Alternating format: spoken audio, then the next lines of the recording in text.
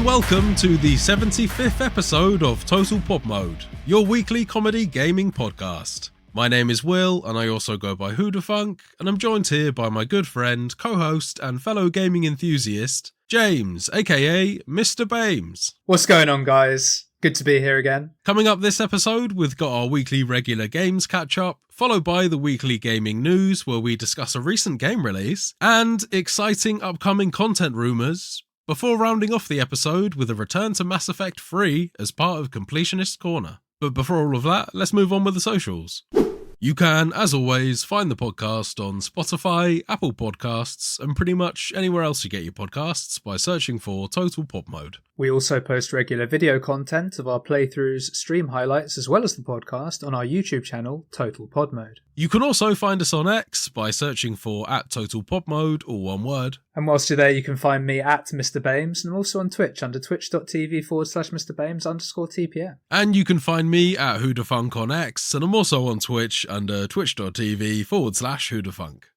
So first up this week, the catch-up. What have you been playing this week? So after last week's episode where we were talking about how I shouldn't really start Dragon Age Origins because in good conscience I couldn't do that until I'd finished Baldur's Gate 3, guess what I did this week, Will? Did you cave? No, I didn't. I played a bit of Baldur's Gate 3. Good for you, man. No, yeah, I was all good. I played a little bit of Baldur's Gate 3. Not a huge amount. I'm sorry for having so little faith in you. That's right. I kind of led you down that path. But no, yeah, I played a little bit, like only 3 hours or so. I moved into Act 2. I'm there now. Oh, okay. You finally crossed that threshold. And it was literally crossing a threshold. I did one loading screen and I was in Act 2. Right. I was literally sat next to the door to it. But it was good because it meant I got a cutscene that kind of reminded me about everything that was going on. So I was like, Sure okay, thing. Sweet, I'm back in. Little recap, never hurts. It's still a brilliant game, because I'm doing main quest stuff, kind of story spoilers, but I've moved on from Act 1 into Act 2. The story is progressing nicely. There's been some cool things already. Right. But at this stage, I am going to explore everything. I'm not going to go away from that play style. Sure thing. But I am going to try and get through it a bit quicker than I was playing it before, just to get through it. Because this isn't the sort of game I'm going to see everything on in one playthrough, so there's no point resetting to get different outcomes or re-rolling things or just doing any of that. Just like, right, no, let's do this. Just commit to your playthrough, but do it at your own pace still. That sounds like a good idea. Kind of, but not really at my own pace. It's more I'm going to try and do it a bit quicker. I'm going to see everything. Like, I want to do all the side quests and stuff. I'm not going to go away from that, but I just want to get it done because I don't need to see every single outcome in the first playthrough. Stop giving up. Just do it! That's probably part of the enjoyment in the game as well, is going back and doing that completely different second playthrough. Exactly, and multiple playthroughs. There's that many branching choices in this game that you can do that. There's just no point trying to sit all in one playthrough. So I'll get through it a bit quicker, get it done, and I probably will play it again at some point. But I don't really have too much more to report on that. Only other thing I've played this week really is I've jumped into the EA Sports golf game. And yeah, it was just quite a good bit of fun. Very different to the golf club, but played them as long as I have. They're all sort of the same at this point. Right. Was playing really well except for the last round I played, which was awful. And how does this work? Is this match play? Are you playing online with other players? I'm doing career mode, so... Okay, fine. Sure thing. Have you created your own character, or can you play as existing pros? Yes, create a character. Sure thing, right. Yeah, so I did speak about it on a previous episode, but yeah, I just made a me. Always just make a me. Awful character creator though, you can't even design the face. You just pick from a bunch. So did you just pick this up from your previous save file then? Oh yeah. I don't, fine, okay. Don't start again on golf games, mate. You just make a golfer and you just fucking play. Oh, okay, yeah. Honestly, given that I'm speaking to you right now and your predisposition for starting games again, if you did do it on a golf game, I wouldn't be surprised at all. Yeah, no, I get that. My prior history is reason to believe that I would do that, but no. In a golf game, typically just make myself and then just pick up the career and just carry on whenever I want. Right. And then I did play a little bit of something else, but I think we're going to talk about it in the news, so I'll leave it for then. So that is me for the catch-up this week. How about you, man? What have you been playing? So this week, I jumped back into a little bit more cyberpunk. I still haven't pushed on with the storyline very much, but I'm exploring more of the map, meeting up and doing a few more of the side quests, like taking down the cyber psychos. I have actually since been trying to do that with a non-lethal method instead of going in and absolutely gatting someone or pummeling them with a baseball bat or something like that. Been doing more sneaky approaches. So you've moved on from hacking cameras and like hacking all their things, just no baseball bat, just barge in. Well, it just doesn't really seem to be an option with these cyber psycho battles that I've experienced so far. A lot of the time you can at best just sneak around them and grab them and then knock them out, or go into a full-out battle with them, but they're zipping around so fast and they've got loads of attacks that unless you're quite augmented yourself, you're going to have a bit of a hard time taking them down. So I've been trying to go the non-lethal route because you seem to get some sort of reward or maybe some extra money for taking them down non-lethally, so I'm just trying that really. I have been experimenting with going to a few of the Ripper docs in the game, and those are the guys that you can trust to augment your body, give you lots of different abilities via installing cybernetics in yourself. And a couple of the things that I've been experimenting with have given me some really cool powers. You mentioned doing the net running abilities before, hacking into cameras and things like that. One of the powers that I've been able to vastly improve through adding a few cybernetics to myself has been that. The thing that I've been experimenting with is being able to explode vehicles as well as take the brake off of vehicles. And you can even do another ability where you can just completely floor the accelerator on the vehicle and just cause it to crash into things around the environment. Motorbikes included in that as well. So as I'm augmenting myself, I'm finding myself able to interact with different objects in the environment that I couldn't previously, which is really cool. Yeah, it gives you a lot more options, a lot more strategies to play with. Chucking a motorbike at someone, I imagine, could be quite fun. Causing complete chaos like that is one of the things that ability is really good at doing. I haven't found much use for deactivating the brake on a vehicle yet, but I'm sure there's various points in the game that they're going to provide you with some sort of good incline to drop a vehicle in something, so I'll probably figure that out the more I play it. A couple of the physical abilities, though, that I've got in the game that have vastly improved my enjoyment of the gameplay is the ability to double jump now. The free running in the game and being able to mantle over objects is really good, and you typically feel quite agile in the game anyway. Being able to double jump and scale objects that are twice as high only adds to that as well, and it just really accentuates just how good the mantling and climbing over stuff is in this game. Parkour! Nice.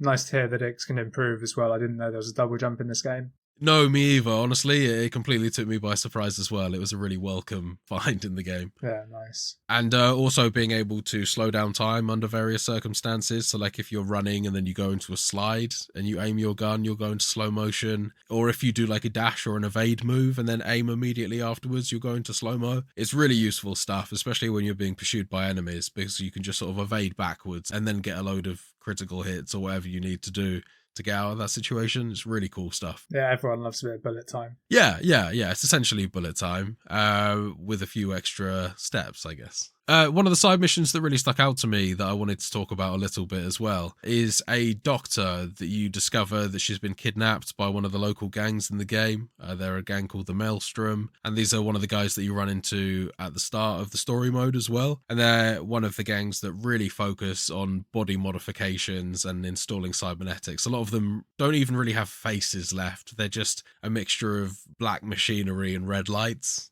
Nice. Replacing their eyes and face. They're pretty disturbing to look at, actually. They sound cool. They're kind of like a biker gang sort of themed thing, but just, biker punk sort of theme, I guess. Can you join them? You can help them out as part of the story, absolutely. Yeah, there's a bit that we actually talked about earlier on the podcast that was the same gang, and you can choose to side with them and escape. Oh, same guys. Okay, fair. Yeah, same gang. Yeah. And in this mission, this gang has kidnapped a doctor who is like a really skilled surgeon. And they had an agreement with someone that she was going to work with them for a certain period of time and then she'd be released. However, loads of time has gone by and she still hasn't come out, so you've been sent in to rescue her. When you walk into the scenario, she's actually trying to save one of the gang members' lives, and it can play out in a couple different ways, which I thought was quite cool to see in a story mode, and it maybe suggests a little bit more of a difference in the game. Maybe something to get you a bit more interested in the game, seeing as you were hoping for some detailed side content missions, more similar to The Witcher. This seemed to be one of those missions where you're sent in to rescue the doctor, you find out she's still helping the gang members willingly. You can make the choice then and there to just pull out your gun and shoot the guy if you wish, and just drag the doctor out with you. But when I first choose to play it, I decided to go along with the doctor. You get her some medical supplies, which are just on a desk nearby, and give them to her. Yeah, Save God the gang forbid members' she goes life. and gets them herself. Jesus. She's pretty preoccupied with with trying to save this man's life. She's got a whole bunch of different wires and things attached. I think that she's under a lot of pressure. I figured I'd take it off of her a little bit. But curiosity did get the better of me, and then I decided to load back and go do the route of just seeing whether it was even possible to shoot him. It really got me excited to see what else the game has in store, because I was semi-expecting the bullet to just not work, or you lower your gun or something boring like that a lot of games do these days. It was definitely reassuring to see that the side missions can play out considerably different as well. I didn't actually pursue that to see if that had a later impact, but even just having those options in the game was good enough for me. Yeah, and what you've just described there is exactly what I'm not going to be doing on Baldur's Gate 3. No, yeah, absolutely. Yeah. And for good reason, yeah. I've got to say, this is the first time that I've actually made that decision in this game, and it was more as a test, just to see how deep the game was going to go. I wanted to see if it could be done. Now I've seen it once, I probably won't do it again. I'll just look forward to my second playthrough, now that I've been assured that it's actually possible to have those different interactions. Yeah, I don't blame you for doing that for this particular example, because it is kind of like a mechanic test rather than actually a choice check, if you see what I mean. It was, yeah. Yeah, that's cool. That could have maybe not a big impact, but it could have an impact on a side mission later on. I guess that question will get answered as I progress through my playthrough, because now that gang member's alive and I'm on good terms with the Doctor, maybe I will pick up a mission from them. It'll be interesting to see if we pick up on that down the line, whether that ever actually comes to fruition or not. But for now, it's just nice to see that there's even slight different outcomes in the scenarios that you can experience. Agreed. Sounds very promising. But that's been about me for the week, man. I've mostly put my time into Cyberpunk. I think it's time that we moved on with the gaming news.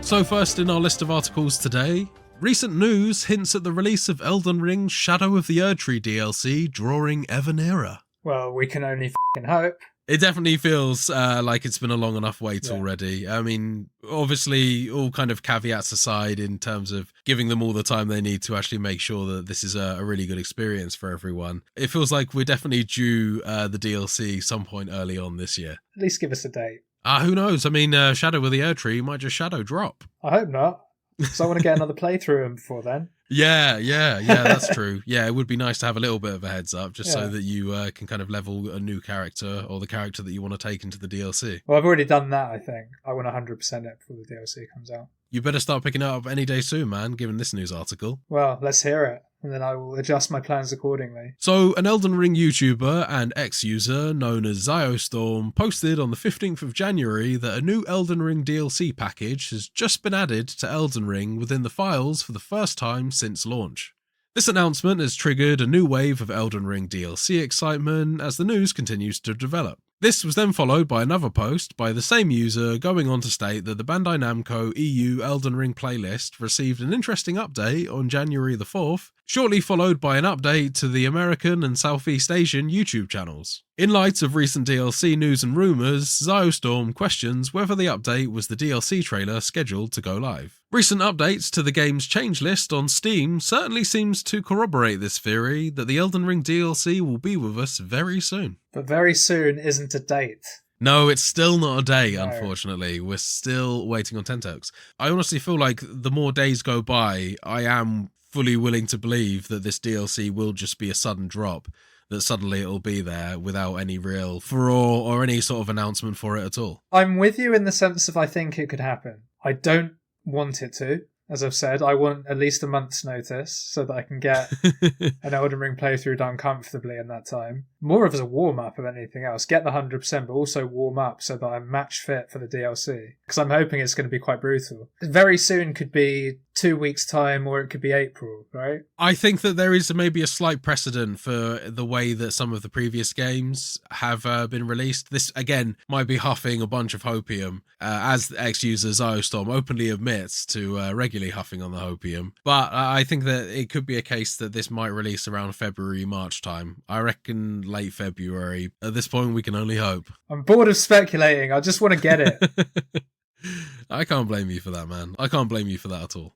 So, it's time to move on to our second article of the day. Palworld releases on the 19th of January, which is today at the time of recording. The wait for Palworld has often felt like a long one, especially given that I mentioned this game to James back on the 5th episode of the podcast over a year ago. The release has finally landed today on the 19th of January, where the game will enter a period of early access on Steam. Palworld is billed as a monster-catching survival and crafting game, but incorporates a variety of other mechanics from other genres in order to provide a completely new experience for everyone. A few very lucky users have had their hands on an early release of this game for the last few days now, and some of the footage looks very interesting.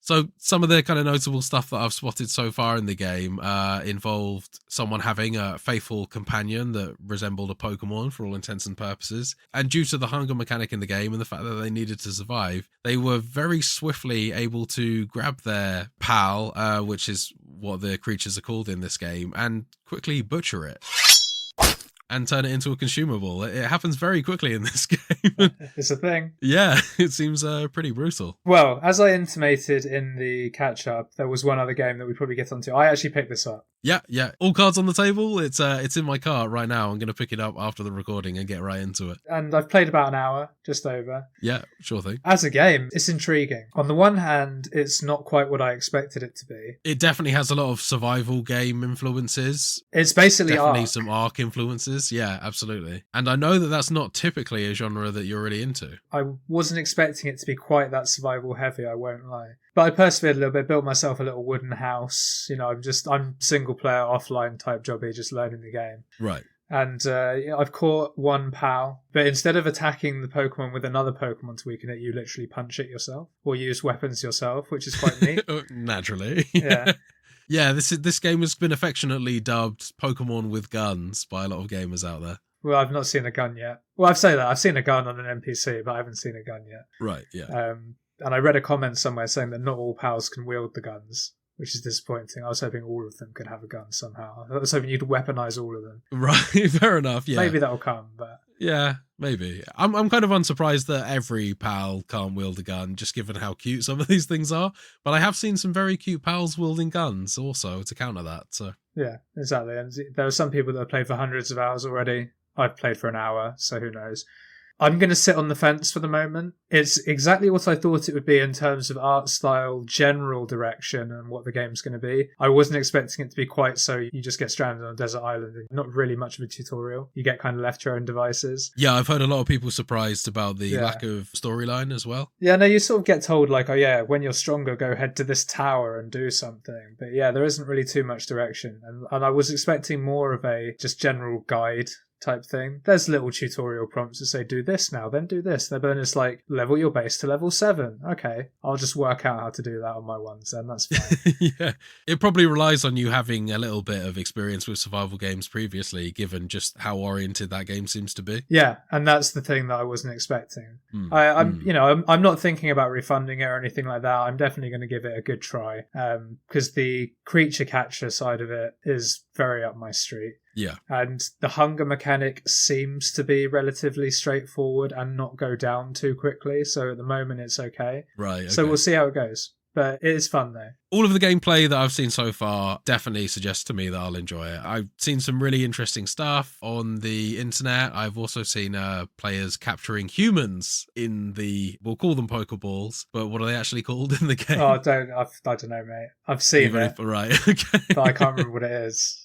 Fine. We'll probably have more on this next week, I think. But I've seen it being used to capture human enemies as well, which you can sell for money, as well as apparently recruit to your factory to help build stuff as well. So there might even be a possibility in the game to have like a human team farming away for you. Because that, of course, is one of the other big elements of this game is you can choose to eat the pal to survive, you can choose to befriend them, or you can choose to put them in your factory basically and enslave them. It's quite a juxtaposition against the kind of cutesy art style that you're used to seeing as well. I think that alone plays a lot into the enjoyment factor of this, is just what a weird contrast this game seems to present with all these cute animals wielding weapons and going into battle. I've only seen like 6 of them, so I haven't seen like a proper fierce looking one yet. Some big ones. Be interesting to see how this game progresses. Like I said, I want to put some more time into it. And who knows, it might even make me enjoy the survival genre a bit more. That would be interesting, wouldn't it? Yeah, I can finally convince you to play a game of Rust or something. Well, baby steps. On the back mate. of One this, step at a maybe. time. So with all this said, the game has actually sold 1 million copies in the first 8 hours of its early access launch and has shot to the top of the Steam charts, all of which is apparently causing some server issues for users, but we hope they are resolved soon, as this is something I'm certainly excited to finally try for myself, and I definitely will be shortly after recording this podcast, that's for sure. But that's enough Pal World news for now. It's time to move on to our third and final article of this week. This article from BBC News, the UK high street chain Game has confirmed that it plans to end its pre-owned video game business. Yeah, I'm not a fan of this news either. I understand where it's coming from, but me personally, for some points that we'll get into later, I'm quite sad to hear this news, honestly. And maybe this is just me with my old head hat on, where I can't get my old decrepit brain out of the mentality that I need to physically own all of my games, or at least the majority of the games that I don't own on PC. So the company will phase out trade-ins over the coming months, according to parent company Frasers Group. However, pre-owned games will still be sold in the company's standalone stores whilst stocks remain. So this is very much a phase out. They're not going to suddenly dump a bunch of these games. Dumpster divers, don't get your hopes up. You're not going to be able to come across the absolute motherload one day. Sales of physical video games have actually fallen substantially since Game's heyday back in the early 2000s, and according to figures from the Digital Entertainment and Retail Association trade body in 2023, digital sales now account for almost 9 out of every 10 video games sold in the UK. I can believe that. I'm pretty much full digital these days. Yeah, I mean, you are primarily using your PC, so I do think that physical editions probably more buy into the console market than any other. But even in consoles, I'd moved to digital towards the end as well, just for space purposes. Yeah, and obviously PC sales are accounted within these statistics as well. And I do feel like there has been a substantial shift towards PC in the market as well. It feels like it's definitely something that has been a bit more of a shift over the recent years. Probably thanks to a lot of Twitch streaming and things like that. A lot of younger generations of kids moving away from consoles earlier. Probably. Meanwhile, in addition to buying new and pre-owned, many people now pay for monthly subscription services such as Sony's PlayStation Plus and Microsoft's Game Pass, which give them access to large libraries of downloadable games. Yeah, but not all of those are permanent. They come and go. Yes, it's true. Exactly that. And I think that just as much as there is a shift away from buying games physical and going for more digital versions, I think that this idea of games as a subscription service just seems to be growing more and more popular as well. I don't know about that. You are probably right. Their numbers in terms of sales suggest that that's the case, at least. All I can say is I stopped my one. But again, I think your move towards PC had played into that as well. Yeah, Games Pass on PC wasn't as good as I thought it was going to be. Substantially less populated in terms of titles than the console version. Yeah, on Xbox it's really worth it. And there's a guarantee that all your core Microsoft games, as well as all the companies that they'll be buying up, their libraries, past and present, are also going to be available on there, as well as their brand new titles day one. But yes, I don't like this news though, Will. I remember back in the day picking up 5 games for £10. I miss those multi-buy deals as well, man. They were really good. And that definitely paved the way for me as like a teenager and as a kid into gaming as well, being able to actually afford a game of my own. If I saved up enough money that was realistically available to me, being able to pick up a game for a £5 or a £10 or something like that, that was a real boost in terms of the games that I could play, and it got me into the hobby a lot more as well. I was very much into it by that point, but I know what you mean. It definitely opened a lot more doors to games that I might not have played if I'd had to pay them at full price. But yeah, don't like this news. Sad for it to go. As I said at the start, business-wise, I understand why. Makes perfect sense. That's been their argument all along, though, in terms of working in these anti-consumer policies in order to make more money. And Microsoft's threatening to move towards digital game licensing and having to transfer a digital game license to a friend to lend it. Things like that people have always been worried about, and it's always the argument from a business sense. But I want to be emotive, James. Yeah. I want to have passion. And I feel like in that sense, with games getting more and more expensive as well, ultimately all this decision leads to is kind of cutting more people out of the games market if this was to go more widespread. Thankfully, we still have stores like CEX and things like that to pick up pre-owned games. It's sex if you've heard the adverts, mate. It is just sex? Do they? Okay, right. Yeah. I disagree with that. I think it's CEX, but in the advert they call it sex, yeah. It's just for the marketing. And I do agree with you, mate. Like it sucks for people who don't necessarily have spare disposable income to spend on £70-80 games, because we've just extoled the virtues of picking up 2 to 5 games for £10 or less. People can't really do that anymore if this goes away. Certainly not as easily, because game was like a staple of the UK market. I don't know if it still holds that same lofty position, but in my mind it is still a staple, so for them to stop it is a real shame. At least there'll be other stores out there to take its place. Maybe it'll drive that market more, which may be a good thing. Okay, man, so that is our news wrapped up for this week. It's time to move on to Completionist Corner. Here we go for the Completionist's Corner.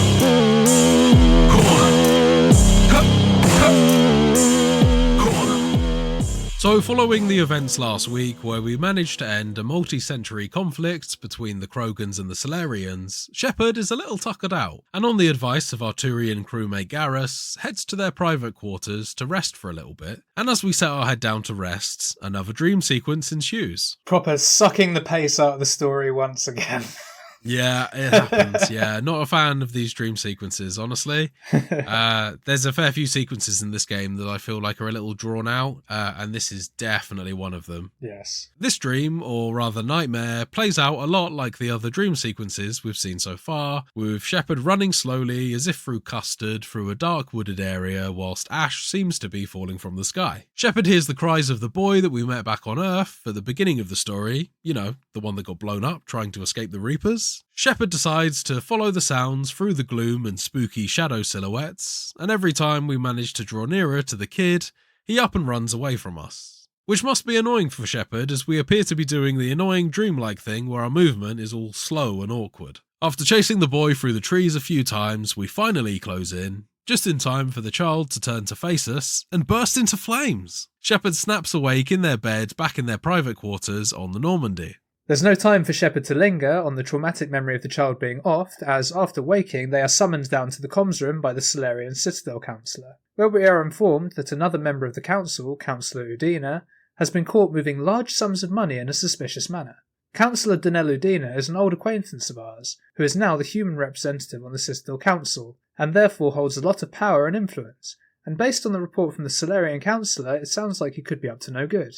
And he is a bit of a prick. So I would totally believe it. Shepard agrees to head to the Citadel and meet with the Solarian Councillor to investigate the allegations. When Shepard arrives, whilst waiting to dock with the Citadel, Joker radios the Sakara ward to initiate the landing. After being unable to reach anyone, Joker gets a bad feeling about things and checks the emergency comms channels instead.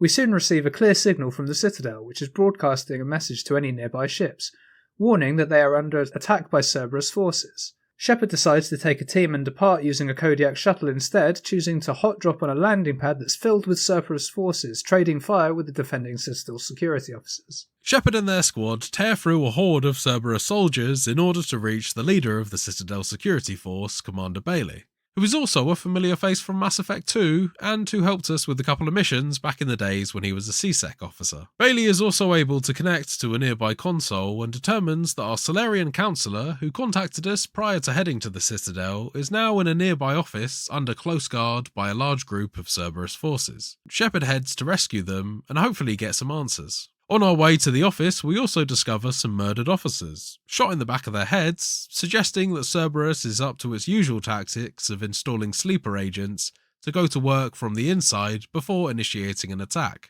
And when our squad enters the office, we only find more dead bodies. But as Shepard looks over the balcony into the offices below, we spot the Councillor emerging from a hiding place and deactivating their cloaking device.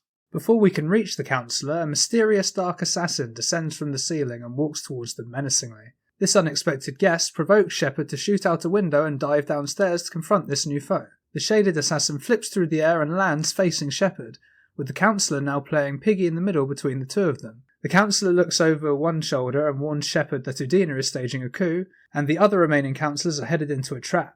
She believes Udina is out to kill them all. As the standoff continues, our crew then arrive and add yet more pressure to this already tense situation. In a desperate attempt to escape, the Councillor attempts to activate their cloaking device but is quickly gunned down by the assassin, who then uses their acrobatic prowess to outmaneuver Shepard and escape onto a waiting Kodiak shuttle. So that's what happens in the Renegade playthrough of this, where you have killed Thane in the last game, because I assume Thane's not alive for you. Yeah, Thane, I guess Thane not, no. kind of comes in and saves the Councillor. Oh, does he? Okay. Yeah, he's like dying. because he's got that disease. Yeah. But in my one, Thane actually came in and saved the councillor. Oh, that's interesting. Yeah. Okay. That'll be really interesting to see how this plays into some of the next bits coming up as well. Commander Bailey radios in to tell us the remaining councillors are being taken to a shuttle pad in another area called the Presidium, which is where Shepard needs to head next. Guided by Bailey, Shepard enters another Kodiak shuttle and departs with their crew to reach the endangered councillors before the deadly assassin can. Shepard doesn't spend long on the trail of the assassin before the fight is suddenly brought to us, when the assassin lands on the roof of our flying Kodiak shuttle and jams a katana into the vehicle engine. The assassin then disembarks our vehicle and is picked up by a Cerberus officer in another craft, leaving us to helplessly drift downwards due to loss of power. Shepard crashes onto a Citadel ward and needs to make the rest of the journey towards Udina and the other councillors on foot. This journey isn't an easy one as we're also attacked by a new form of Cerberus enemy known as Phantoms. These enemies are a special unit created by Cerberus and acts as ninja-like cyborgs, capable of powerful ranged attacks and close-range katana moves. Shepard continues the fight into a large plaza area and faces off against an Atlas droid, the large mechanical piloted mechs made by Cerberus. After the fight closes, we see the assassin, along with a group of phantoms, headed into an elevator, and we continue the chase using another unused elevator. Shepard fights a few phantoms in the elevator shaft as it rises, and even delays the assassin squad's elevator by shooting it down, before finding themselves on top of the actual elevator being ridden by Udina and the other council members. Shepard, on the roof of the councillor's elevator, dodges a few bullets that fly through the ceiling. These bullets are actually fired by none other than our old friend Caden Alenko, who seems unaware of Udina's corrupt motives and also appears to be the only remaining guard for the fleeing councillors. As Udina, Caden and the other councillors run out of the elevator, they discover their planned escape craft has been destroyed, likely another plot by Udina to have them cornered with nowhere to escape from the stalking assassin. Shepard and their crew burst through the ceiling and emerge from the elevator, now standing behind Udina and the others. So this is another point in the game where there is going to be quite a large difference between what we've experienced here, I imagine. So for me, we do confront the group, at which point Udina shows Caden doctored footage of the earlier Salarian Councillor assassination to make it seem like it was actually us that killed them instead of the assassin that we've seen earlier.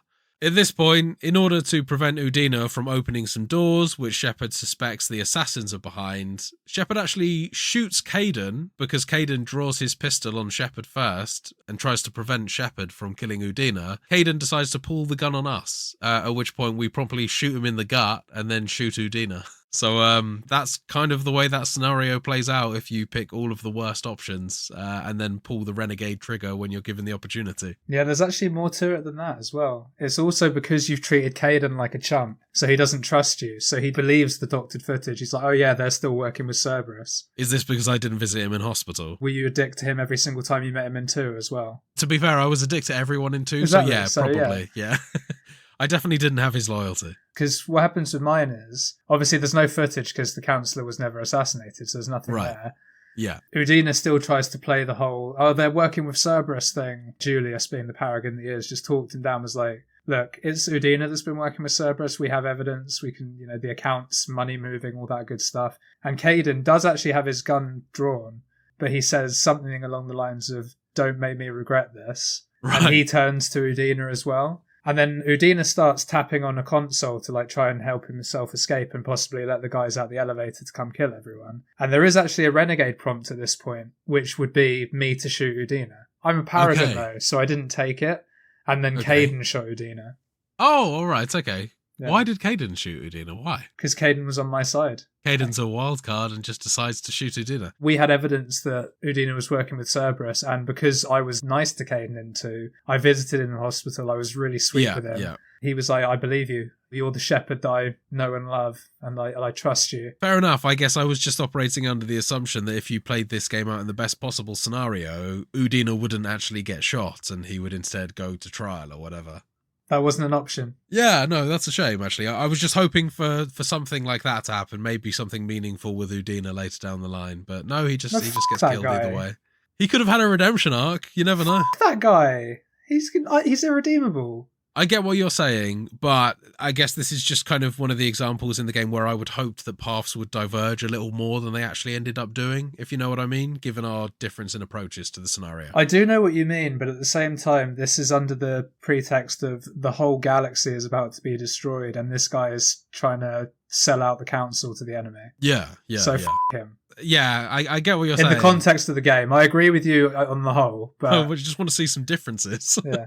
I don't know, that was pretty different. You killed Caden. Yeah, I did kill Caden, yeah. I'm not surprised. Yeah. But... Well, Caden doesn't really play a very large part in my Shepard's playthrough of this game. Yeah, which actually is probably a good point to say. So in my playthrough after this mission, he actually becomes a recruitable squad mate. Right, yes. Yeah, I expected that, yeah. Not for you!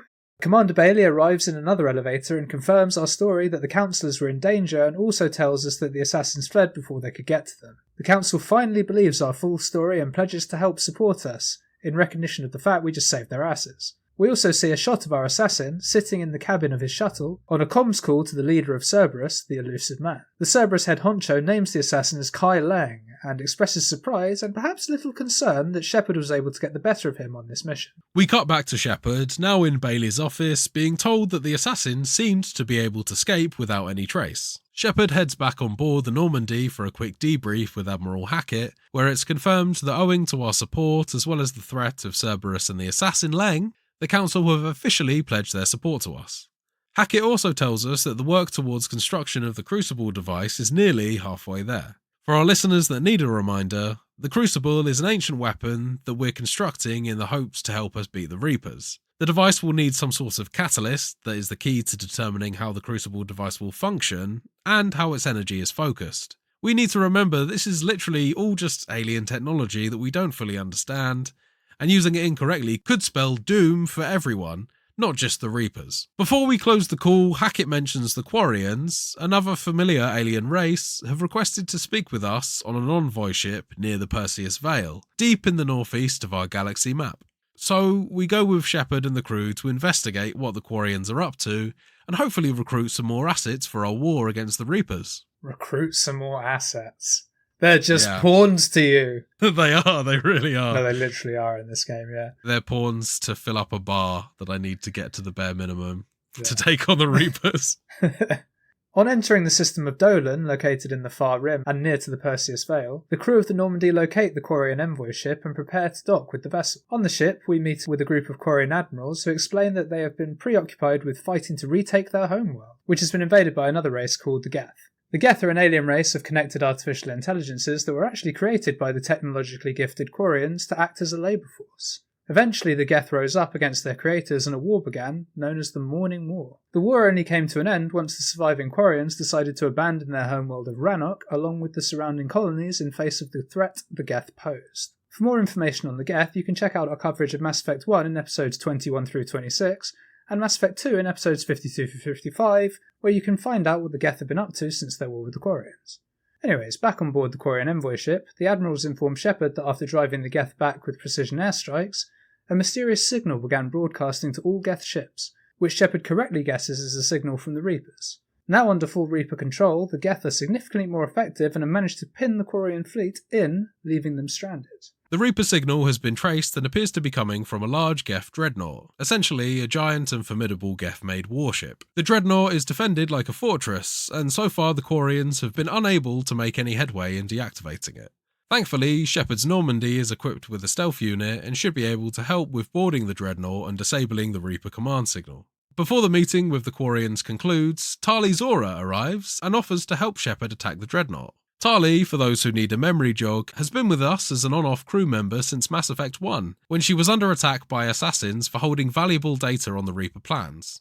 Tali is now an admiral of the Quarian fleet and explains that if Shepard can help the Quarians fight the Geth, then the Quarians will return the favour and use their fleet to fight against the Reapers. With our meeting now concluded, Shepard heads towards the Perseus Vale to disable the Geth Dreadnought. Accompanying us on this mission is Tali, as well as one squad member of our choice. As our pilot Joker takes the Normandy to within range of the Dreadnought, we spot several hundred Quarian ships in battle. They are dwarfed by the monstrous scale of the Dreadnought floating above the planet Rannoch, also known as the Quarian homeworld. Shepard boards the Dreadnought via a partially destroyed docking tube, using magnetic boots to navigate the treacherous path and avoid floating out into open space. Just as we arrive outside the Dreadnought, the docking tube detaches and prevents our squad members from using the same route. Shepard decides to continue from the inside and hack into another docking tube, enabling their squad to enter via other means. Shepard and their crew head to the ship's operations centre in order to disable the Reaper signal.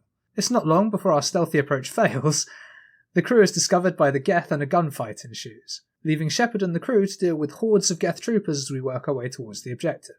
On entering the control room, we discover Reaper technology has been installed inside the Geth ship, and a familiar face seems to be trapped inside. We discover Legion, a friend from Mass Effect 2, is suspended inside a machine with wires trailing and connecting him to the ship's infrastructure.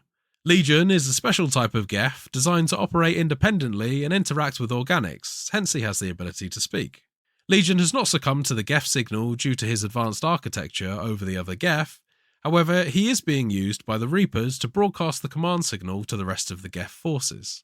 Shepard manages to free Legion from his shackles, which disrupts the Reaper signal, and as a gesture of cooperation, Legion also disables the Dreadnought's drive core, resulting in all weapons and barriers to cease functioning, turning the once deadly Dreadnought into a large sitting duck for all the attacking Quarians. Legion is temporarily separated from the squad as they fall to the floor below, while Shepard fights through more Geth troops in an attempt to escape the doomed warship. As we continue our escape, we overhear one of the Quarian admirals, known as Geralt, ordering the heavy fleet into a blind charge towards the helpless Dreadnought, in hope of destroying the Geth flagship once and for all, regardless of the fact that Shepard, Tali, and the rest of the crew are still on board. Shepard is able to escape from the Dreadnought using a fighter ship from one of the hangars on board, and is able to rendezvous with the Normandy just as the Geth ship explodes into pieces. Shepard meets with the Quarian admirals on board and has a few choice words for Admiral Geralt, who nearly got us killed due to his reckless decision to attack the Geth ship as soon as it was disabled. Legion informs us that although destroying the Dreadnought did temporarily stop the Reaper signal, the Reapers have also installed a base on the Quarian homeworld which is capable of short-range direction. It won't be long before the Reapers reinstate the short-range signal and regain control over the Geth, meaning that Shepard will still need to help the Quarians to regain their homeworld of Rannoch. Before we depart, we receive a call from Admiral Anderson back on Earth, who explains that the Reapers seem to be amassing large numbers in the United Kingdom in London, but there is no information as yet as to why the Reapers seem to have chosen London as their base. No time to think too much about that though, as we need to head to Rannoch and take down this Reaper base. On our way to Rannoch, Legion tells us that a direct virtual interface is necessary to stop the Reaper signal from broadcasting, which means Shepard will need to find some way of directly connecting to the Geth's digitised brain server, which they refer to as their consensus. Quarian Admiral Rahn tells us that the fight has begun and Geth squadrons are already attacking the Quarian fleet. Time will be short for us as we need to disable the Reaper signal before the Quarians are wiped out. Before we land, Legion jumps off the ship in order to get an early start in bypassing security, and Shepard lands in a shuttle on a nearby cliff and makes their way towards the Geth server, meeting up with Legion inside. Inside the base, Shepard discovers a pod known as the docking port that Legion explains will be the method of interfacing with the digital Geth consensus. However, due to resource limitations, Shepard will need to enter Geth cyberspace alone. In an effort to make the Geth consensus comprehensible to Shepard, Legion has adapted it with filters to ensure we can understand what lies inside. Given Shepard's military background, Legion figured the best way to represent shutting down the two communication nodes on this server is to arm us with a digital gun that we can use to blast away the Reaper code infecting the server. Shepard works their way through a grey environment composed of cube shapes littered with orange tendrils to represent the infectious Reaper code, using their digigun to blast away at the corruption within. During the course of this mission, we also discover more about the history of the conflict between the Quarians and the Geth, namely around the Geth being attacked first by the Quarians once they began to realise that networking the Geth together was slowly causing them to gain sentience. We also see scenes of Geth being slaughtered by Quarians. Clearly at this point, the Quarians had decided their created labour force was too great a risk of rising up, so they decided to destroy them all instead. Shepard is able to clear the Reaper code from the server communication nodes, causing all of the Geth squadrons to become inactive and cease their fight with the Quarians. Shepard heads towards the nearest node and is able to use it to exit the server, now back with their squad mates. As we exit our pod, the team is surrounded by a large group of previously dormant Alpha Geth machines, Geth Primes. Just as we think another fight is about to break out, Legion explains that they have transferred all Geth programs from the server we just deactivated into those machines, which will now fight with us, should we agree to have them in our team. Back on the Normandy, we are told by Quarian Admiral Rahn that they have managed to locate the Reaper base situated on Rannoch. On this mission, we can use a tool provided by the Quarians to guide fire from the fleet in order to destroy the Reaper base.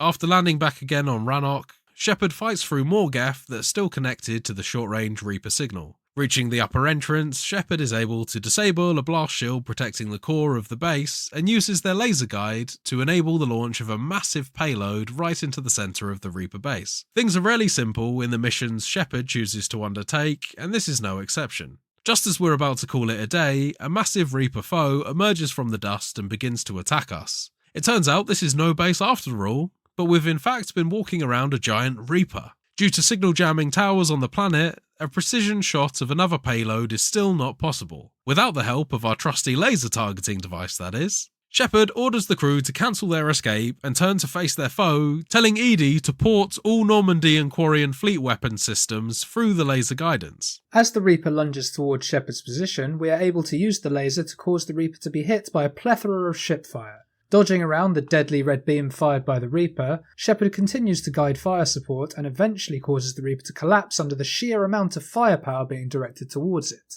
The Reaper finally falls to the ground in defeat. Shepard, perhaps keen to do a couple of celebratory emotes over the wreckage of the Reaper, approaches the fallen enemy. The piercing red eye of the Reaper pulses with energy and we hear a booming voice coming from the Reaper, warning us that our plans will fail. The Reaper explains their beliefs that they are on the side of order and organics represent chaos. By harvesting all organic life, they will bring order to the universe. Reapers actually believe themselves to be the salvation of all organic life. And what's also quite fun in this is this guy mentions that Harbinger had told him about us, Harbinger being the main antagonist, if you like, of Mass Effect 2. That's right, yes. And this is probably the only time we hear about Harbinger in this game, I think. Oh, really? Okay, he's I just a think mention. He's around, he's one of the Reapers. Maybe spoilers for Will. I don't recall seeing Harbinger later in the game, which I thought was a bit disappointing, really. But it is just a Reaper. But all this talk is clearly boring Will's version of Shepard, who quickly picks up the laser guide to fire one last deadly shot at the giant Reaper. I didn't shoot the Reaper at the end, he just died. Oh, right, okay. He just sort of went, yeah, we will be victorious, and then just sort of shut down. Finish your war. We will be waiting. We soon get radio confirmation that the Geth fleet has now completely ceased attacking the Quarians due to the destruction of the Reaper. Legion speaks to us, reassuring us that the Geth only acted in defence after their creators, the Quarians, attacked them. Legion explains that, with the Reaper now dead, it should be possible to upload an upgrade to all of the surrounding Geth, which would allow them to join us in our fight, whilst preserving their independence. Tali is obviously concerned regarding this prospect, as uploading the code to all inactive Geth could cause them to return to the fight against the Quarians, and even potentially wipe them out. So now, we have a choice to make. So, in this situation, I actually decided to ignore the pleas of Legion, figuring that this would be the most renegade approach. So this approach led to the now retreating Geth to be slaughtered by the Quarians, and Shepard actually denies permission for Legion to upload the new code, which provokes Legion to attack Shepard in a desperate bid to save the Geth race. However, Tali pulls out a blade and actually stabs Legion in the back, causing them to fall to their knees. And I even took the opportunity to put a few more bullets in him to make sure the job was done, thanks to a couple of extra Renegade button prompts. That is quite jokes that you have the option to do that, like frustration firing. Yeah, you get like 3 additional shots that you can fire, yeah. And for no reason as well. It's not like you hate the guy either. It's just super unnecessary. Yeah, I love Legion. Like, Shepard shows more hate and contempt for Legion than any other character in the game, that you get to put 3 additional bullets in him. I honestly wouldn't have complained if that was Caden, but this is probably one of the main Renegade choices that I felt bad about. Yeah. I think if I was left to my own kind of complete free will to play this game, I'd have probably chosen to side with the Geth. But this is just one of those choices I figured that I'm going to stick to that mainline Renegade approach, and this was the outcome I interpreted as being just that. So then, at this point in the game, the Quarians then just wipe out all of the remaining fleeing Geth forces. Oh, and, so just completely dead. Completely deaded. Yeah. That is the second, or perhaps technically the third alien race that Shepard has exterminated in this playthrough. If you want to count the fact that we've also doomed the Krogan. We haven't quite exterminated them, but we have kind of doomed them a bit. Yeah, I'm still struggling with calling a software an alien race, but I'll take it, yeah. But no, yeah, you're quite right. Juxtaposition to my character, who is trying to save everyone, right? Yes, of course. So I think what the game kind of wants you to do here is what you've essentially said there. You make the choice between saving the Geth or saving the Quarians. And I was going to go with trying to save the Geth because I thought that was a nice thing to do, try and get the whole world to be peaceful. So I did that. I said upload the code, do it, and you get put on a timer. And during this timed period, you get a bit of chatter between the Quarians and like the other admirals, and they're like, "Oh, the Geth are shut down. We're going to fucking take them out now." And through using Paragon Charm, I actually managed to convince them not to attack the Geth, which I didn't think was possible. What I thought would be was that I was saving the Geth, and the Quarians would get their numbers significantly reduced as a result. I thought that was the I trade-off. thought this was a purely black and white choice. Yeah, because Tally was loyal to me, and because Legion was loyal to me, and through various other Paragon things, I actually managed to broker peace between the Quarians and the Geth. Wow, my God. So I got to keep both forces. So Legion uploaded the Reaper software, the Geth became like Super Geth, who were all on my side and all had their own free will now. And the Geth and the Quarians mended fences, and they decided to go back to Rannoch together to rebuild. Right. And you get some like messages on your terminal later saying how like the Geth have helped and they've advanced things so far that it would have taken the Quarians years to do what the Geth have done in weeks, including but not limited to interfacing with the Quarians' health suits to make them constantly vaccinated and be able to adapt to the outside atmosphere quicker. Oh, right, so okay, yeah. Really cool stuff about how they synergize together in a peaceful way, which I wasn't expecting, so it was a really nice touch. And I got a shitload of war assets, boys! So many war assets! Yeah, absolutely. You're rolling in war assets at this point. I've gone beyond the top of the bar. Yeah, you've come out the screen. Yeah, I think the limit is like 7,000 and I'm on 8,000 and something. Nice, nice. Good times. And with our new alliance made and peace restored to Rannoch, Shepard is promised more support in the war back on Earth against the Reapers. Tally also agrees to rejoin the Normandy crew, so we now have a new crew member to bring along with our next missions. James, did you also get Legion, or...? No, I didn't get Legion, no. Legion, okay, he becomes a war asset, but he's not a companion. I did get Tally, and she became one of my main companions after that, because she gets an attack drone and a defense drone. It's wicked. I've been ignoring those drone powers so far. I've been using her hacking abilities instead. Yeah, and Overload. Just such a good move set. Such a good power set. But yeah, no Legion though, sadly. But to be fair, Legion's also an infiltrator. We've already got me and Garrus. We don't need a third infiltrator. No, fair enough. Arriving back on the Normandy, Shepard meets with the Asari representative of the Council, who explains that she has some important information for us back on the Citadel. However, that's about all we have time for today, and our meeting at the Citadel will have to wait till next week. So that wraps up Completionist's Corner, and it's time to wrap up the episode entirely. We'll move on to the socials.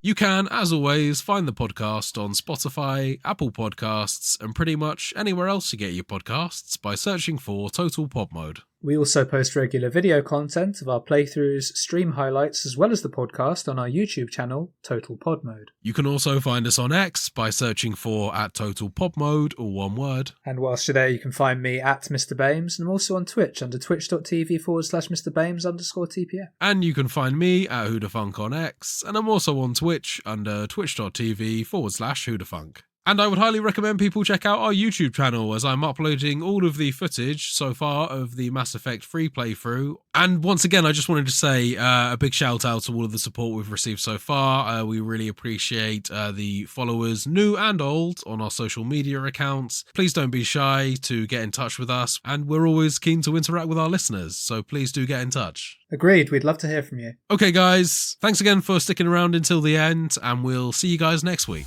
Until then, goodbye!